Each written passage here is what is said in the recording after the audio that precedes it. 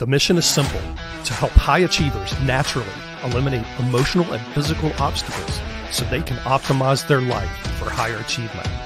Welcome. You have just entered the Genesis Zone. Happy Friday. Good day, good day, good day, and welcome to the Genesis Zone show. Actually, this is our first Friday segment called In the Zone with Dr. Brian. I'm Dr. Brian Brown. Welcome. Thank you for taking time out of your busy schedule to join us on this beautiful Friday. I know you have a choice. You could be pretty much anywhere. And my heart goes out to you with gratitude for being here. In today's In the Zone segment, and for those of you guys that are new joining us, I've run a podcast for a year and took about a year off, not intentionally, but that's the way it worked out. And just rethought through the entire programming and branding for my podcast. So on Thursdays at noon Eastern Standard Time, I'm doing interviews with experts and people who've overcome huge obstacles. Sometimes they're one and the same. Sometimes I will interview somebody in their story of overcoming great obstacles, and I'll decide that I'll know that they're an expert, and I'll bring them back and do an expert interview with them.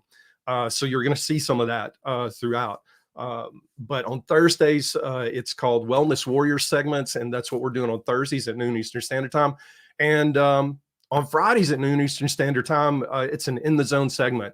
And basically what I do is share nuggets and insights from the previous day's interview, and then also tell you how that fits in with the Genesis Zone Advantage. So in today's segment, I'm going to be sharing my thoughts about Sapna Rad's interview from yesterday. If you didn't get a chance to catch that, it was pre-recorded, so you may not have gotten a notification about it. Go back on my feed in Facebook and watch that. It was an amazing interview. But today I'm going to be discussing how emotional and mental challenges may also be able to be addressed through genetic analysis and genetic modification.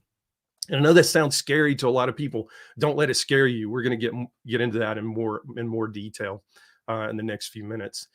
So before we get started, let's recap the top 3 pearls of wisdom from yesterday's interview that Sapna shared with us. Sapna shared her number one takeaway, or number one takeaway that I brought out of that interview was she talked about how her upbringing was that her self-worth was tied to performance, that it was based on doing and not being. And as an adult, how that interfered with her relationships in her personal life. So, I think, just talking about that for a second, I think one of the biggest challenges I see in holistic wellness care, holistic mental health care, no matter where you are in the healthcare system, whether it be in complementary and alternative medicine or be mainstream medicine, I think one of the biggest challenges I see is that people get so busy doing that they become human doings instead of human beings. And what that does to the mind and the body, it creates a disconnect. Because we do tie our self-worth, how we think about ourselves in our head, into what we do with our hands and what we get accomplished. And nothing could be further from the truth, tying our identity into the doing versus the being. Now, you may be sitting there thinking, "Oh my gosh, Brian, that's a little ethereal," and I know it sounds a little ethereal, but it's really not. I'm not saying don't do anything. I'm just saying don't tie your self-worth to the doing. Tie your self-worth to being present for others, being present in the communication relationship they're having at work or in your personal life. Be present. Don't get caught up in the doing. And I think we get so caught up in the doing. The number 2 takeaway that I took away from Sapna's interview was looking inward can be the hardest journey. And for many, it may be because they're afraid of their own greatness. When she said that, I thought, oh my gosh, that was amazing insight that she had, that as she's worked with people, she's found that many times that inner journey, looking inward and doing that self-analysis, a lot of times we're repelled by the fact that we're afraid of our own greatness. So the number three thing is she shared a simple two-step process for setting healthy boundaries. Now, I've read multiple books on boundaries, top specialists from the world. I've sat under their teaching on boundaries. I help clients with boundaries, and I've never heard it put so simply. So if you want to know what Sapna was talking about in that interview about setting healthy boundaries, it would be worth listening to that interview over again if you've already listened to it. And if you haven't listened to it, go back and listen to it just for that nugget. It was absolutely amazing. So those were my top three takeaways. I would love to know when you listen to that and you go back and listen to that on that thread, put your comments in the comments below of what your top takeaways were from Sapna Rad's interview. She would love to hear that. I would love to hear that. So moving forward, let's explore how these pearls of wisdom fit into the Genesis Zone advantage. The way I look at it, if you distill Sapna's interview down to its essence, she graciously spoke to us about mental and emotional wellness. It's hard to imagine a lot of times, but mental well-being, emotional well-being are intertwined with physical well-being. They're like a three-stranded cord, inseparable. You don't want to separate them. Many people walk through life trying to unravel those. We don't want to unravel those. We need to learn how to get those to communicate in harmony with one another. And that's one of the biggest challenges that people have, is that this three-stranded cord starts unraveling, and it creates all kinds of chaos and wreaks havoc in this person's physical body, as well as that 6-inch space between their ears. And then it trickles over into their relationships because everything is unraveling, and we don't want that to unravel. Like I said, we want to get that to work in harmony. So it's easy to say that, you know, we need to focus all on physical, because a lot of times when we deal with the emotional and mental aspects of a human being, a lot of times they have physical manifestations. In fact, those are the things that kind of get our attention. Sadly, had Sapna not had the foresight to do the deep inner work and the mindfulness and the setting of boundaries, she could have easily ended up in a mainstream medicine type of system, type of approach, where she found herself in a psychologist office, or she found herself in a psychiatrist office. And she would have been walked through cognitive behavior therapy, which is great. I encourage people to do that because that does work on that inner journey. But when you cross over into the medical side of things from a mental health standpoint, it would have been easy, as Sapna described her interactions with her family and friends, that a lot of times she found herself being agitated and irritated over the least little things, and she couldn't quite explain why all of this was happening. It would have been easy if she had been in the mainstream medical arena for them to have easily given her a prescription medication for that problem. In fact, I hear that more than I care to hear it in my practice. It's really sad that it's probably the number 3 complaint that I hear when people come in initially to start working with us. They will say, you know what, after the first visit, they'll say, you know, I have hope for the first time. And I'll say, why do you have hope? And they will immediately come back and say one of a couple of things. I don't feel crazy. You've validated why what I've been going through has been occurring, and I don't feel crazy anymore. And you didn't tell me that I had to be put on an antidepressant. And I will ask more questions around that because I used to practice psychiatry. And I'll say, well, how many times did someone offer you an antidepressant? And generally the average answer is at least 3 times. So before somebody gets into getting themselves properly taken care of from a wellness standpoint, a lot of times they've been offered antidepressants multiple times. Sadly, multiple people are on those antidepressants when they come into us. And eventually, not always, but eventually, in most cases, we're able to help them get off of those simply by treating foundational issues. So hear me when I say this. I don't like labels. In the mainstream medicine world, they have to use labels like major depressive disorder or generalized anxiety disorder or panic disorder or post-traumatic stress disorder. You get the idea. Bipolar disorder, whatever they need to put on there that fits with that person's symptoms that allows them to get insurance reimbursement and payment from the insurance company. That's what it boils down to, and no other reason. Because before we had um, all the diagnostic code criteria and so on and so forth that was driven by insurance companies and big pharma companies, um, medical professionals actually treated symptoms. They treated physical symptoms. If you had this going on, we assessed what was going on. We made sure that there were no other things going on, and we treated those symptoms. It really didn't need a label. We just treated it. Now, unfortunately, if you don't meet certain criteria to fit into this box, unfortunately, there's no help for you. So when we look at things globally from somebody like Sapna's perspective, had she ended up in that medical system, she probably would have been diagnosed with depression or anxiety, possibly even bipolar. It's kind of a in vogue diagnosis to give people these days, has been for about the past 10, 15 years. And she probably would have ended up on medication. And all because she didn't quite fit the parameters of what was actually going on with her.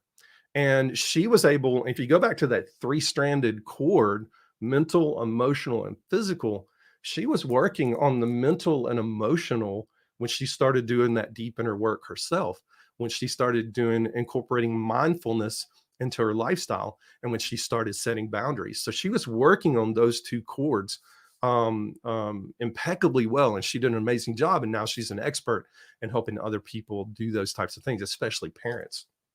So let's talk about the physical aspect of things.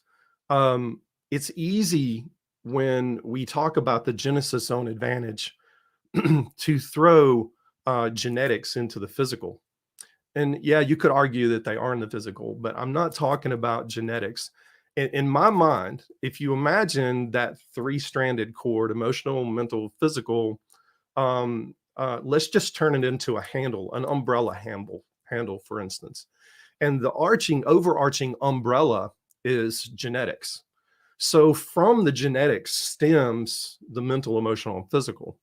And that picture that I hope you're able to envision in your mind will help you understand where genetics and genetic modification fits into this model. So too many times in mainstream medicine, we're always focused on the physical. Too many times in psychiatry, we're always focused on really the physical aspects of emotional and mental issues. But again, everybody kind of ignores the genetics, and that's kind of the worst thing that you can do is ignore the genetics. Because what I've found is when you start at the genetic level, and let's talk about gene fatigue. This is a term that I've coined over the years. I've come up with to explain this concept. Everybody's familiar with emotional fatigue. Everybody's familiar with mental fatigue. Everybody's familiar with physical fatigue. And coming out of this last year, with all the things that have been happening with a global pandemic, people are fatigued. They're tired of it. But those that have been through it and suffered with it have emotional, mental, and physical fatigue. What we have to do, I believe, as clinicians, we have to back it up one step, and we have to look at the genetic level and look at the genetic fatigue that has occurred. Now, how does genetic fatigue occur? Genetic fatigue actually occurs over the course of your lifetime. If you'll remember from previous episodes, especially those first 3 episodes where I kind of laid out what the Genesis zone was and what the Genesis zone advantage was, you'll remember that in that I explained the light switch analogy, where your genes represent switches, and some of those switches aren't so good, and those not so good switches are unfortunately cut on. And then some of the switches are really good, but unfortunately they're cut off. So it's our job in the Genesis zone and with the Genesis zone advantage techniques to discover which of those genes are cut on and off inappropriately, and then coerce them to cut back on if they're good genes that are cut off, and turn off if they're bad genes that are turned on. So with that concept in mind, when we're born with the same genes that we have right now, because we haven't been exposed to a lot of things in our environment throughout the course of our life, um, and I'll talk more about that here in just a second. But anyway, because we're born in this pristine state, we don't, the switches are turned in the correct position for the most part. As we age and we are exposed to more things, those switches get turned in the wrong direction. That's where the problem comes in. And that's what I call gene fatigue. Um, there's an entire field called exposomics. If you want to look it up, it's going to blow your mind because in the past few years, it's just exploded. But it's one of the largest, fastest growing fields of science right now. When it comes to research, it's where I spend most of my time looking at research papers, because exposomics, that's EXPOSOMICS, exposomics. That is a very large field of study that looks at human exposure. Now, think of every place that you can get human exposure, or exposure as a human, through the air you breathe, through the water you drink, through the food that you eat, through the things that come in contact with your skin that you purposefully put on that skin, whether it be soaps or lotions or skincare products, or the things that come in contact with your skin that you don't necessarily want in contact, that you didn't have any control over, such as aerosolized stuff from rain or mist or fog, or just air in general. Pollution will land on your skin. Those are just a few. But then also in the field of exposomics is stress. Stress, they in exposomics, they look at certain areas of the world that are under higher stress, say they're in wartime, and you will actually see epigenetic changes in the human genome, those light switches getting cut on and off. So fascinating field. Don't want to get bogged down in that right now.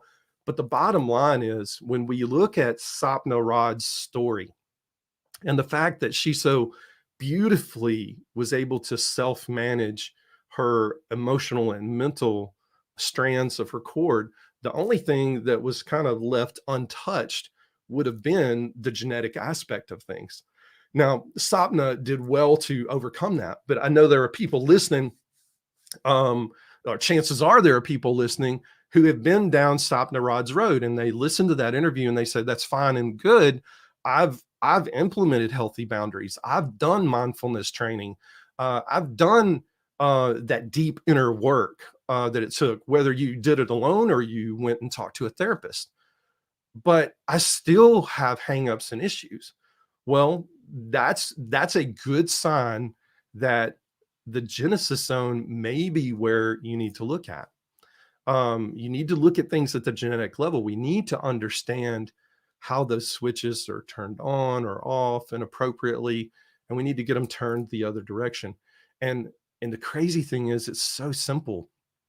At least it's simple. It's simple when you have the knowledge.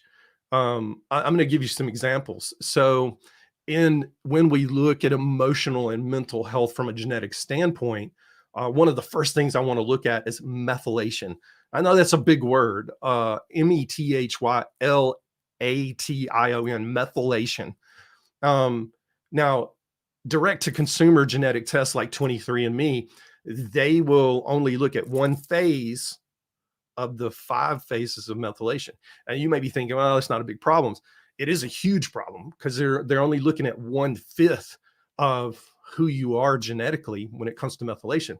Now, what does methylation do? Methylation helps with detoxification. Methylation helps with energy production.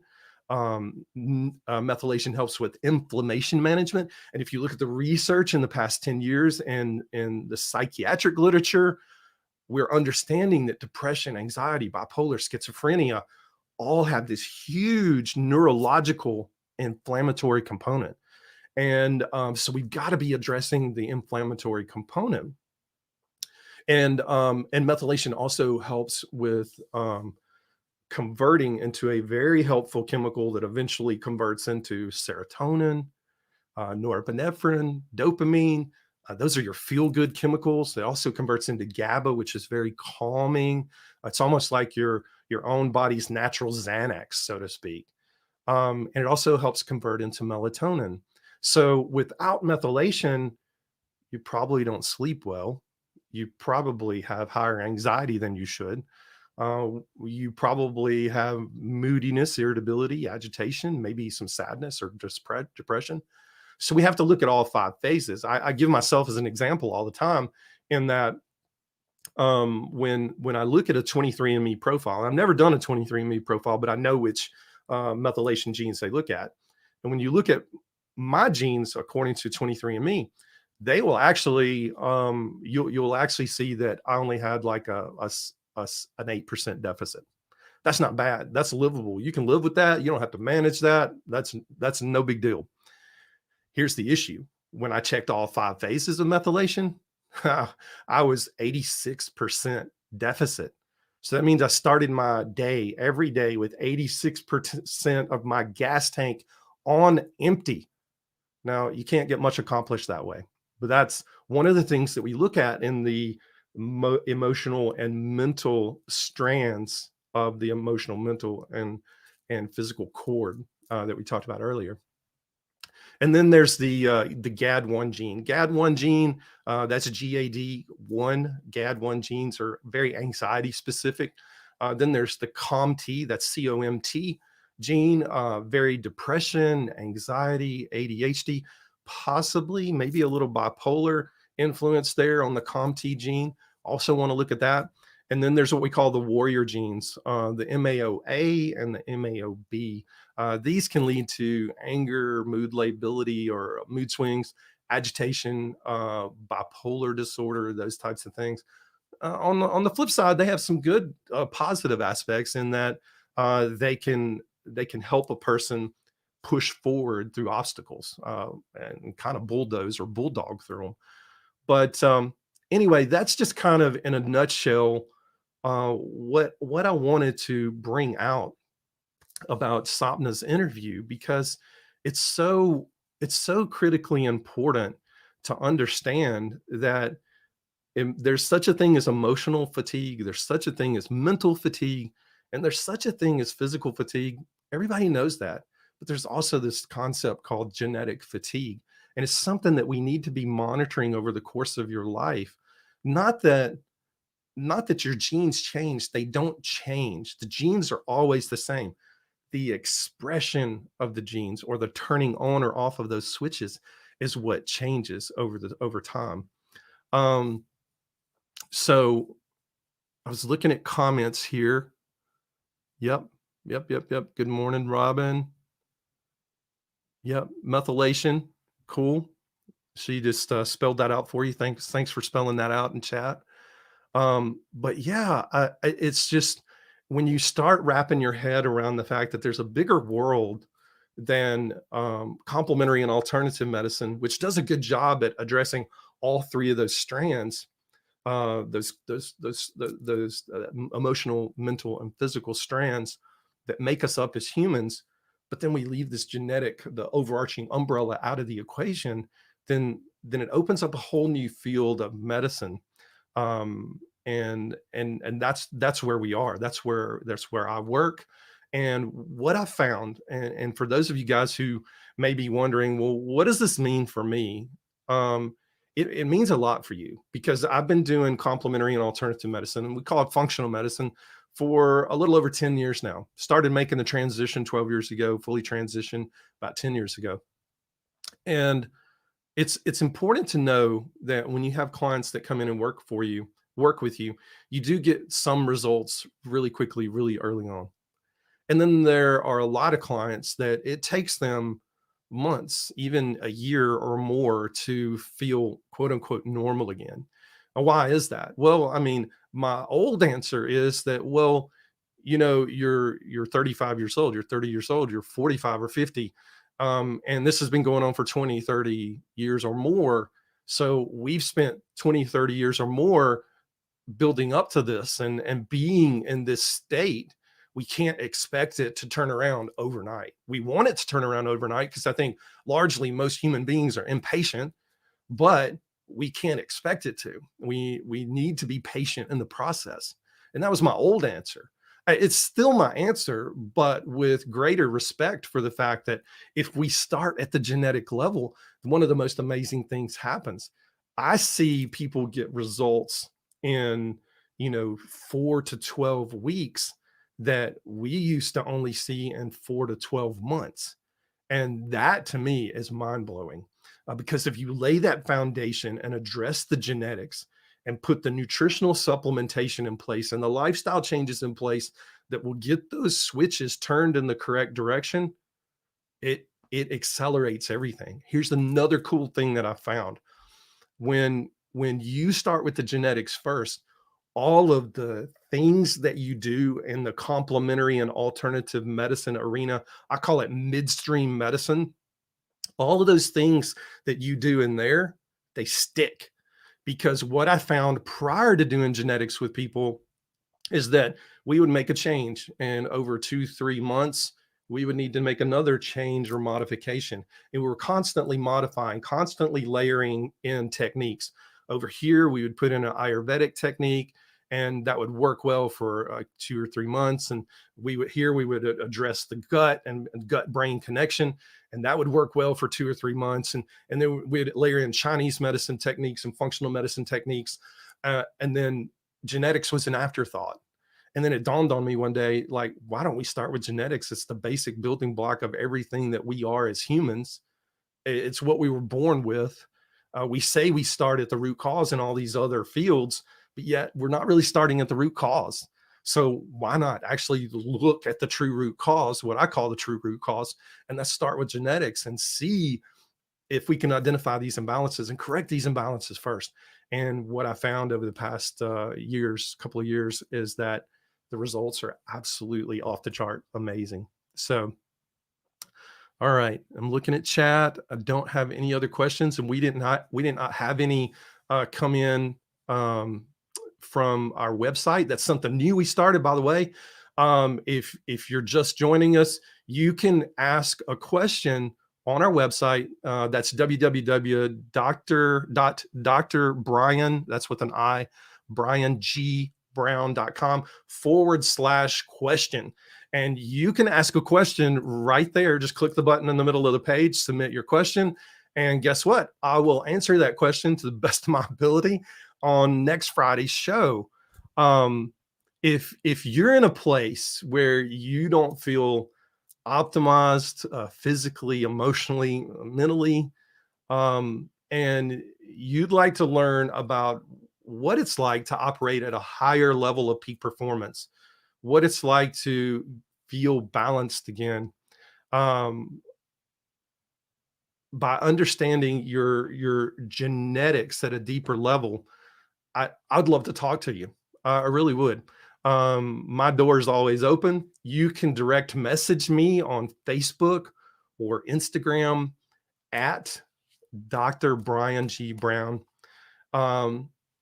Or we have a message feature on my website, www.drbriangBrown.com/contact. So that wraps up today's In the Zone segment. I hope you found it informative, and I hope that you understand just the whole concept of gene fatigue just a little bit better. So tune in next Thursday at noon Eastern Standard Time for our next Wellness Warrior segment. I'm not going to tell you the name of this person. Chances are you wouldn't know her, but after you see that segment, you're going to think, "Oh my gosh, that was an amazing segment." She has overcome amazing obstacles to become the expert that she is today. And so it is an expert segment, and you won't want to miss it. There are a lot of pearls of wisdom that she's going to share with us on just higher performance living, and how we can have an all-in mindset. Um, and as always, we'll continue exploring ways in which we can optimize for higher performance. Most informed, most trusted, and most grateful you spent this time with us today. Until next time, this is Dr. Brian Brown. Stay in the zone, and we'll talk next week. Thank you.